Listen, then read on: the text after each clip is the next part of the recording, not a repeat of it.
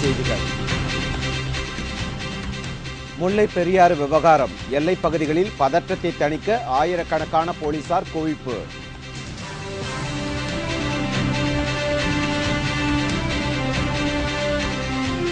அதிமுக அமைச்சர் பரஞ்சோதி மீது ஜாமீனில் வெளிவர முடியாத பிரிவுகளில் வழக்கு பதிவு. விரைவில் கைதாக வாய்ப்பு.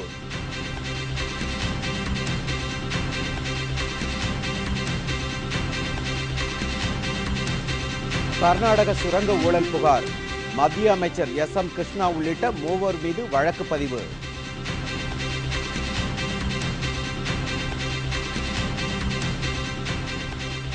தமிழக மீனவர்களை மீட்காவிட்டால் தொடர் உண்ணாவிரதம், ரயில் மறியல் போராட்டம் நடத்தப்படும். ராமேஸ்வரம் மீனவர்கள் அறிவிப்பு.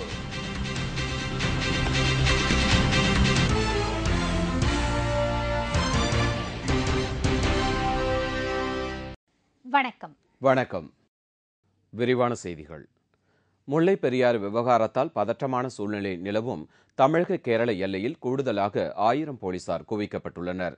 முல்லை பெரியாறில் கேரள அரசு புதிய அணை கட்டுவதற்கு எதிர்ப்பு தெரிவித்து கடந்த 4 நாட்களாக தமிழக கேரள எல்லையோர பகுதிகளில் பதற்றம் நிலவி வருகிறது.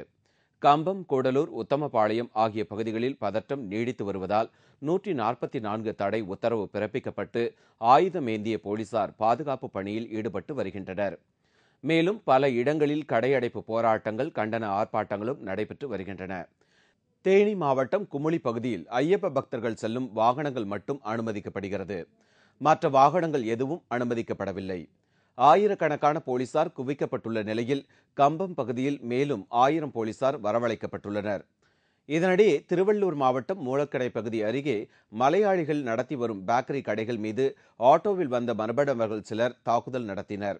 இதேபோல் கோபிச்செட்டிப்பாளையம், கச்சேரிமேடு காவல் நிலையம் எதிரேயும் மொடச்சூர் ஆகிய பகுதிகளில் கேரளத்தினர் நடத்தி வரும் ஹோட்டல்கள் மற்றும் பேக்கரிகள் மீது 40 பேர் கொண்ட கும்பல் ஒன்று கற்களை வீசி கடைகளை அடித்து நொறுக்கியுள்ளது. இதனால் கோபியில் பதட்டமான சூழல் நிலவுகிறது. சுற்றுலா நகரமான குன்னூரில் கேரள முதல்வர் உம்மன் சாண்டியின் உருவ பொம்மையை எரித்து பொதுமக்கள் போராட்டத்தில் ஈடுபட்டனர். இதனால் குன்னூர் நகரம் பரபரப்புடன் காணப்பட்டது. இது தொடர்பாக போலீசார் 7 பேரை கைது செய்துள்ளனர்.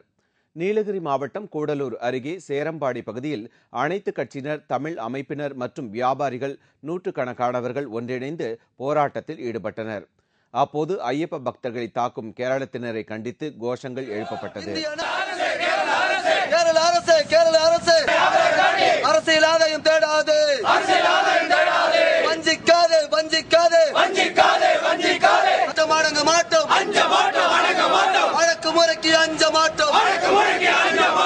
முல்லை பெரியாறு பிரச்சனைக்காக ஏதோ ஒரு அரசியல் ஆதாயத்துக்கு வேண்டி கேரளாவை சேர்ந்தவங்க சில விரோதிகள் தமிழ்நாட்டு மக்களையும் தமிழர்களையும் இல்லை இங்கேருந்து போகிற சரக்கு லாரிகளையும் இல்லை எல்லாத்தையும் முடக்கி பெரிய ஒரு பிரச்சனை உருவாக்கிட்டு இருக்காங்க.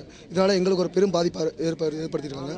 நாங்களும் கேரளாவுக்கு திரும்ப வேலைக்கு போயிட்டு வந்துட்டுருக்கோம். இருந்து நிறைய மக்கள் போகிறாங்க வர்றாங்க. எங்களுக்கு நிறைய பாதிப்பு இருக்குது. இதனால் மத்திய அரசும் மாநில அரசும் எல்லாம் சேர்ந்து ஒரு சுமூகமான ஒரு முடிவெடுத்து நல்ல ஒரு தீர்மானத்தை எடுத்து நாங்களாம் ஒற்றுமை வாழ்றதுக்கு ஒரு முடிவு எடுத்து கொடுக்கணும்னு சொல்லி தமிழக அரசும் மத்திய மாநில அரசும் கேட்டுக்கொள்கிறோம். எல்லை பகுதியில் பதற்றம் காரணமாக வாகன போக்குவரத்து நிறுத்தப்பட்டுள்ள நிலையில் சரக்கு லாரிகள் செங்கோட்டை வழியாக கேரளாவிற்கு அனுப்பப்பட்டு வருகின்றன. இருப்பினும் தமிழக ஓட்டுநர்களை கேரளத்தினர் தாக்கி வருவதால் லாரிகளை இயக்குவது குறித்து தமிழக லாரி உரிமையாளர்கள் சம்மேளன தலைவர் நல்லதம்பி இன்று கூட்டத்தை கூட்டி முடிவெடுக்க உள்ளதாக தெரிவித்துள்ளார். இதுகுறித்து நாமக்கல்லில் செய்தியாளர்களை சந்தித்த அவர், கேரளாவிற்கு செல்ல வேண்டிய சரக்கு லாரிகள் செங்கோட்டை வழியாக செல்வதால் பண விரயமும் கால தாமதமும் ஏற்படுவதால் இப்பிரச்சனையில் மத்திய மாநில அரசுகள் விரைந்து நடவடிக்கை எடுக்க வேண்டும் என்று கேட்டுக்கொண்டுள்ளார்.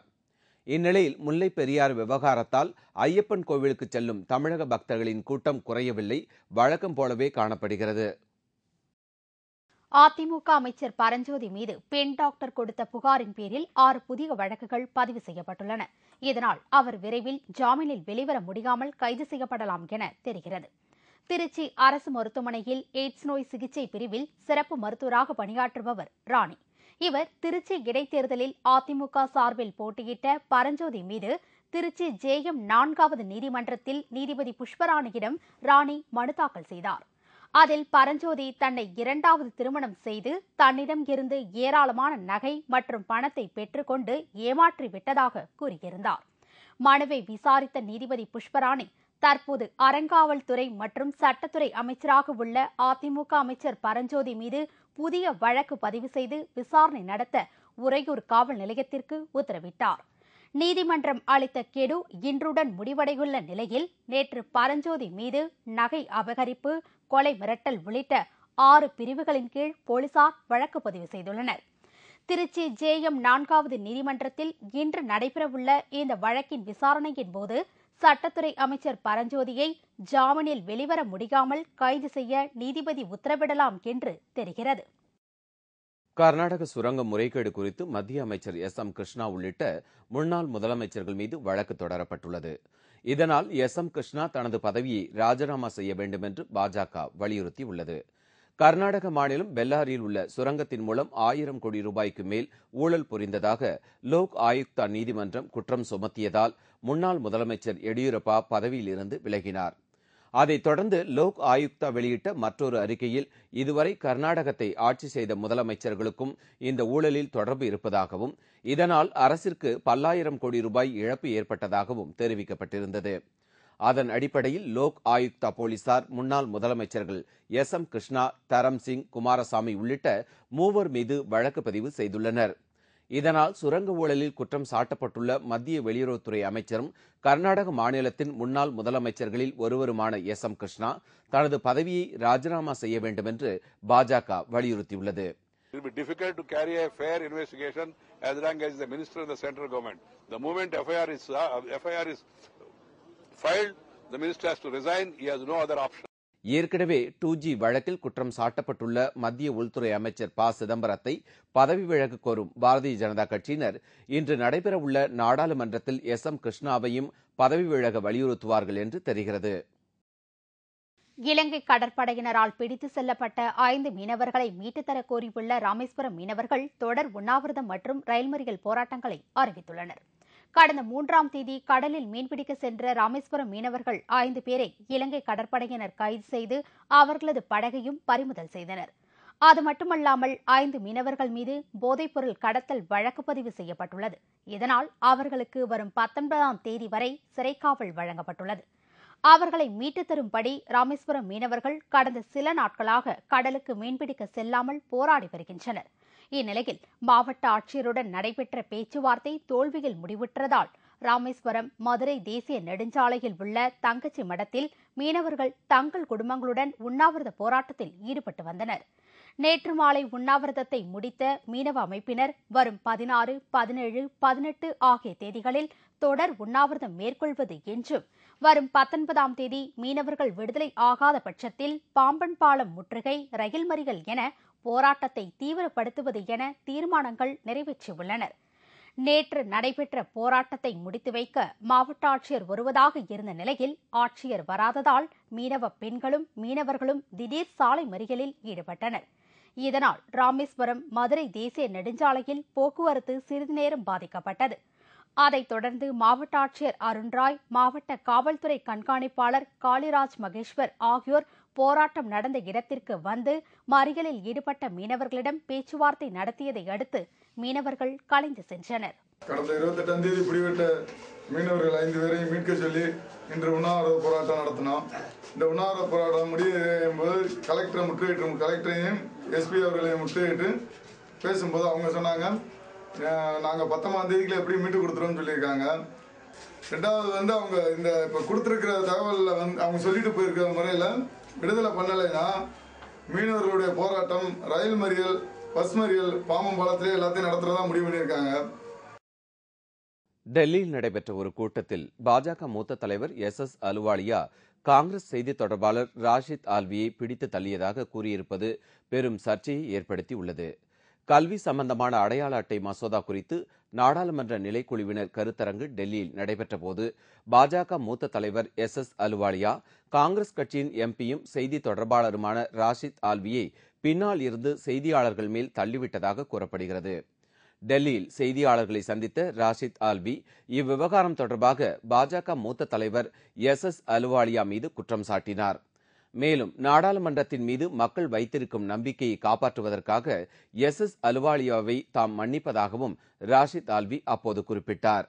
और मैं अपनी तरफ से ये समझते हुए कि पार्लियामेंट की गरिमा रहनी चाहिए, पार्लियामेंट के मेंबर्स को इंतहाई कल्चर्ड अंदाज में बिहेव करना चाहिए ताकि देश के लोग एहतराम की निगाह से देखें, मैं उनको अपनी तरफ से माफ कर. ஆனால் இந்த குற்றச்சாட்டு பொய்யானது என்றும் தான் அதுபோன்று நடக்கவில்லை என்றும் மறுப்பு தெரிவித்துள்ள பாஜக தலைவர் எஸ் அலுவாலியா இதனை நிரூபித்தால் எவ்வித தண்டனையும் ஏற்க தயார் என்று கூறியுள்ளார். मैंने उनको कोई पुश नहीं किया,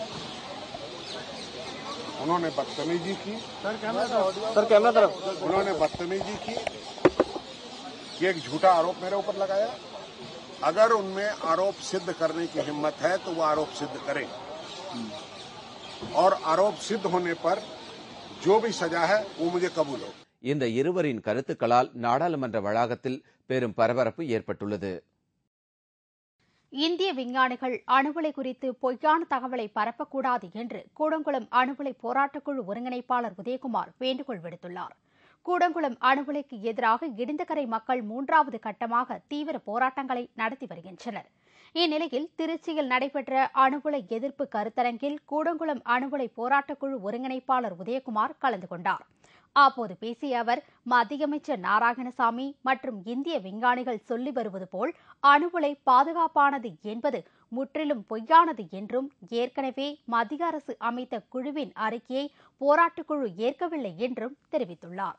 மேலும் அணுஉலை குறித்து தங்களது குழுவின் 38 கேள்விகளுக்கு அவர்கள் பதிலளிக்கவில்லை என்று கூறிய உதயகுமார், மத்திய அரசும் இந்திய விஞ்ஞானிகளும் பொய்யான தகவல்களை பரப்பக்கூடாது என்று வேண்டுகோள் விடுத்தார். வருகின்ற 10ஆம் தேதி சென்னையில் அணுஉலை எதிர்ப்பு குறித்து ஆர்ப்பாட்டம் நடத்த இருப்பதாக கூறிய அவர், கடலுக்கு மீன்பிடிக்க சென்று காணாமல் போன மீனவர்களை மீட்க வலியுறுத்தி இடிந்தகரையில் இன்று இருசக்கர வாகன பேரணி நடத்தப்போவதாகவும் கூறினார். நாளை இலங்கையிலே சிறைப்பிடிக்கப்பட்டிருக்கின்ற தமிழ் மீனவர்களை உடனே விடுவிக்க கோரியும், கூடங்குளம் அணுமின் நிலையத்தை உடனே மூடக்கோரியும் நாங்கள் ஒரு இருசக்கர வாகன பேரணி ஒன்றை அங்கே கூடங்குளத்தில் நடத்துகிறோம். புதிய சின்னத்துடன் 10 மற்றும் 1000 ரூபாய் நோட்டுகள் விரைவில் வெளியிடப்படும் என ரிசர்வ் வங்கி அறிவித்துள்ளது. இதுகுறித்து ரிசர்வ் வங்கி வெளியிட்டுள்ள அறிக்கையில், ரிசர்வ் வங்கி ஆளுநர் சுப்பாராவ் கையெழுத்திட்ட உள்பொதிந்த ஆங்கில எழுத்து ஏதுமில்லாமல் புதிய சின்னத்துடன் 10 மற்றும் 1000 ரூபாய் நோட்டுகள் பின்பக்கம் அச்சடிக்கப்பட்ட ஆண்டான 2011 கொண்டதாக விரைவில் இந்திய ரிசர்வ் வங்கியால் வெளியிடப்படும் என்று தெரிவிக்கப்பட்டுள்ளது. புதிதாக சேர்க்கப்பட்ட சின்னத்தை தவிர வேறு எந்த மாற்றமும் இன்றி ஏற்கனவே 2005ஆம் ஆண்டு வெளியிடப்பட்ட மகாத்மா காந்தி வரிசையுள்ள நோட்டுகளை எல்லா விதத்திலும் ஒத்ததாகவே இவை இருக்கும் என்றும் குறிப்பிடப்பட்டுள்ளது. இந்நிலையில் மேற்கு வங்க மாநிலம் கொல்கத்தாவில் செய்தியாளர்களை சந்தித்த ரிசர்வ் வங்கி ஆளுநர் சுப்பாராவ், 2000 பேர் வாழக்கூடிய கிராமங்களில் 2012ஆம் ஆண்டுக்குள் வங்கிகள் தொடங்கப்படும் என்று கூறினார். Target is that all villages with population of over 2000 must be covered by banking access by March 2012. There are about 7,486 villages falling into that category in West Bengal. Chennai மற்றும் அதன் சுற்றுப்பகுதிகளில் அதிகாலையில் லேசான மழை பெய்தது. தமிழகத்தில் கடந்த சில நாட்களுக்கு முன் குறைந்த காற்றழுத்த தாழ்வு நிலையால் மழை தொடர்ந்து பெய்து வந்தது. அதைத் தொடர்ந்து வடகிழக்கு பருவமழையும் வழக்கத்தை விட அதிகமாகவே பெய்தது. இந்நிலையில் ஒரு வார காலத்திற்கு பிறகு இன்று அதிகாலை லேசான மழை பெய்தது. அத்துடன் சாரல் மழை விடிய விடிய பெய்தது. கடும் குளிருடன் மழை பெய்ததால் இதமான சூழல் நிலவியது.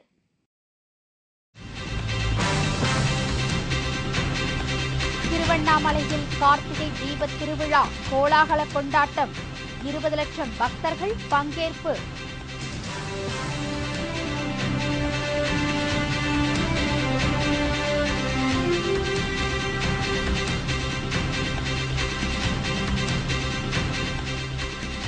வேலூர் பஞ்சாலையில் தீ விபத்து. 2 லட்சம் ரூபாய் மதிப்புள்ள பொருட்கள் எரிந்து நாசம். மற்றும் பல செய்திகள் விளம்பர இடைவேளைக்கு பிறகு.